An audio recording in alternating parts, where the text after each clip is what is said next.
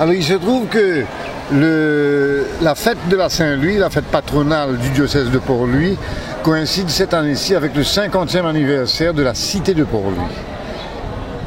Et en plus, cette fête coïncidera avec l'ouverture de la conférence des évêques des îles de l'océan Indien, qui seront là à concélébrer avec Monseigneur Piat, le président de la CEDOA. Nous avons donc cette année-ci décidé de donner à cette messe une tonalité de la présence des îles de l'océan Indien, à savoir les Agaléens, les Chagossiens. Nous savons que l'actualité est en ce moment secouée par la question des Chagos, les Seychelles, l'île Rodrigue avec la fièvre afteuse. Donc cette messe du 25 août sera marquée par une présence culturelle, je dirais, des Agaléens, des Seychellois, des Rodriguais qui vont chanter des cantiques de leurs îles.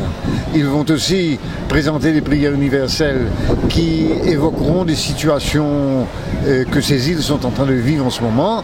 Et comme je vous le dis, une belle messe concélébrée par 5 évêques des îles de l'océan Indien, et avec une présence remarquée aussi bien sûr du maire de Port-Louis qui va porter des offrandes en présence du nouveau secrétaire général de la commission de l'océan Indien qui lui est comorien.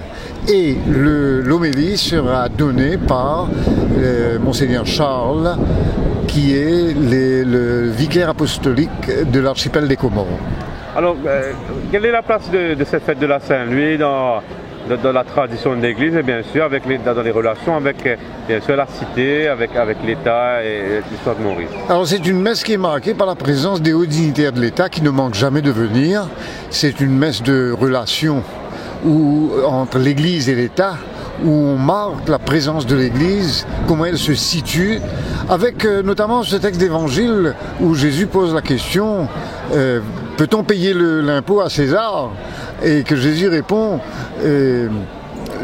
rendez à César ce qui est à César et à Dieu ce qui est à Dieu, qui est un petit peu le symbole de la manière de l'Église de se situer à l'intérieur de la cité.